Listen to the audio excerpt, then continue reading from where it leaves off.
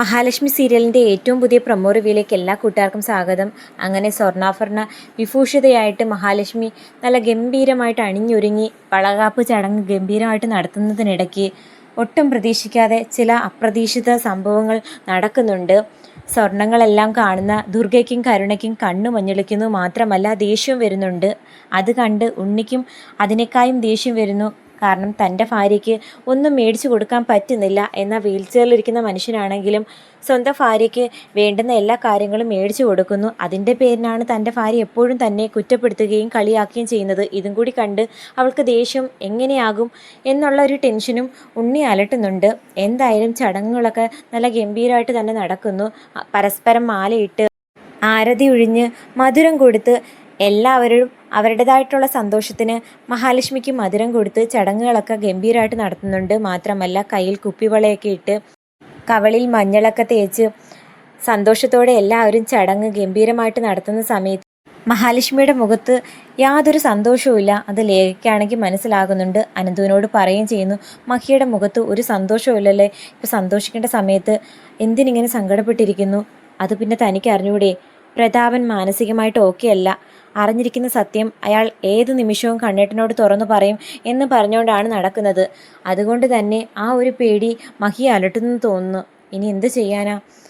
മഹാലക്ഷ്മിയോ കണ്ണനെ കുറ്റപ്പെടുത്തി ദുർഗയോ ഉണ്ണിയോ അല്ലെങ്കിൽ കരുണയോ എന്തെങ്കിലും തന്നെ പറഞ്ഞു കഴിഞ്ഞാൽ അത് പെട്ടെന്ന് സ്റ്റോപ്പ് ചെയ്യാൻ വാമദേവൻ ശ്രമിക്കുന്നുണ്ട്. കാരണം കണ്ണൻ്റെ സ്നേഹവും പ്രീതിയും നേടിയെടുക്കുക എന്ന ലക്ഷ്യത്തോടെയാണ് ഇപ്പോൾ വാമദേവൻ നടക്കുന്നത്. കണ്ണനെയും മഹിയും തീർക്കാനായി പ്രതാപൻ ആ ലോറി എടുത്തപ്പം അല്പം പ്രതീക്ഷയൊക്കെ തോന്നിയിരുന്നു. അതും അസ്തമിച്ചതിന് ശേഷം വാമദേവൻ ഒരു കാര്യം ഉറപ്പാകുന്നുണ്ട്. കണ്ണൻ്റെ പ്രീതി നേടി നിൽക്കുന്നത് തന്നെയാണ് തനിക്ക് ഇനി മുന്നോട്ടുള്ള ജീവിതത്തിന് ഏറ്റവും നല്ലത്. അല്ലെങ്കിൽ കിട്ടിക്കൊണ്ടിരിക്കുന്ന ശമ്പളം തനിക്കും ഉണ്ണിക്കും നഷ്ടമാകും. സത്യങ്ങളും കൂടി അറിഞ്ഞു കഴിഞ്ഞാൽ തൻ്റെ ഭാവി എന്താ? ഒരു പക്ഷേ പ്രതാപൻ്റെ വായാൽ സത്യങ്ങൾ അറിഞ്ഞു കഴിഞ്ഞാൽ കണ്ണന് ഒരല്പമെങ്കിലും ദയ തന്നോട് തോന്നട്ടെ എന്നൊക്കെ കരുതിയാണ് വാമദേവനാണെങ്കിൽ ഇങ്ങനെ ഒരുവിധം മയത്തിന് നിൽക്കുന്നത്. അതാണെങ്കിൽ ദുർഗയ്ക്കും കരുണയ്ക്കും ഉണ്ണിക്കും ഇങ്ങോട്ട് ഇഷ്ടപ്പെടുന്നുമില്ല. അവർക്കൊക്കെ വ്യക്തമായിട്ട് അറിയാം വാമദേവൻ ആക്ട് ചെയ്ത് നിൽക്കുക. ശരിക്കും ആത്മാർത്ഥമായിട്ട് കണ്ണനോടോ മഹിയോടൊന്നും സ്നേഹമില്ലെന്നുള്ള കാര്യം വ്യക്തമായി അറിയാം. അതേസമയം ചടങ്ങുകൾക്കിടെ വാമദേവനെ ഞെട്ടിച്ചുകൊണ്ട് ഒരു കോള് വരുന്നുണ്ട്. നോക്കുമ്പോഴും മറ്റാരുമല്ല, പ്രതാപൻ്റെ അമ്മയാണ്.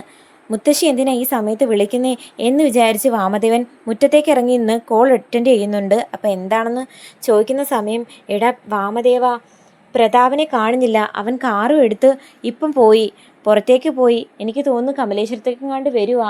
കണ്ണനെ കണ്ട് സത്യങ്ങൾ പറയണമെന്ന് പറഞ്ഞ് ഇവിടെ വാശി പിടിക്കുമായിരുന്നു. എൻ്റെ കണ്ണ് തെറ്റിയ സമയം അവൻ വണ്ടി എടുത്ത് പൊയ്ക്കളഞ്ഞടാ വാമ. അവൻ അവിടെ വരാതെ നീ നോക്കിക്കോണം.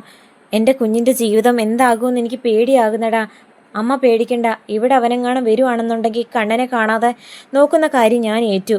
ഉണ്ണിയോടും തുറന്നു പറയാൻ പറ്റില്ല. ഒരു സഹായത്തിന് മറ്റാരെയും കൂട്ടാൻ പറ്റാതെ വാമദേവനാണെങ്കിൽ ആകെ വിഷമിച്ച് നിൽക്കുന്ന കറക്റ്റ് ടൈമിന് പ്രതാപൻ അവിടേക്ക് വരുന്നുണ്ട്. പ്രതാപൻ വന്നതും വാമദേവൻ അകത്തേക്ക് പ്രവേശിക്കാൻ സമ്മതിക്കുന്നില്ല. തടഞ്ഞു നിർത്താൻ നോക്കുന്നെങ്കിലും അവിടെയൊന്നും ഏക്കുന്നില്ല.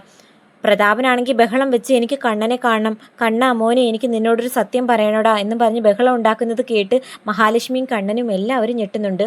അപ്പം പ്രതാപനെ കണ്ടതും മോഹിനിയമ്മയ്ക്കും മഹിക്കും കരുണയ്ക്കും ഒക്കെ നെഞ്ചിടിപ്പ് കൂടുന്നു. കാരണം സത്യം തുറന്നു പറയാനാ അച്ഛനിങ്ങനെ നടക്കുന്നത്. കണ്ണനെ നേരി കണ്ട് സത്യങ്ങൾ തുറന്നു പറയാൻ വന്നതാണെന്ന് മനസ്സിലാക്കി അവരുടെ നെഞ്ചിടിപ്പ് ആണെങ്കിൽ കൂടുന്നുണ്ട്.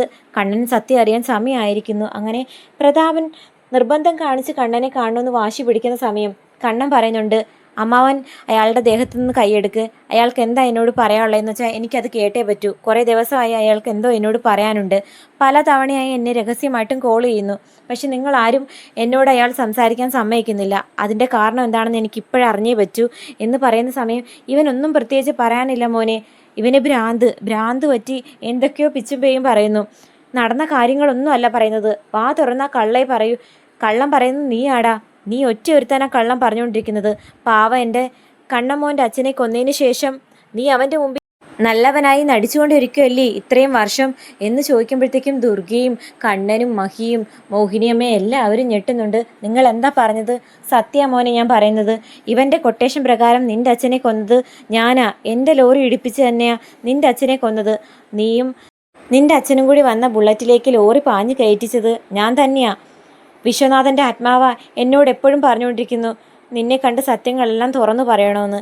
അങ്ങനെ ആ ഞെട്ടിക്കുന്ന സത്യം കേട്ട് ആകെ ഞെട്ടിവിറച്ചിരിക്കുന്ന കണ്ണൻ്റെ മുമ്പിലേക്ക് പ്രതാപൻ മറ്റൊരു സത്യവും പറയുന്നു.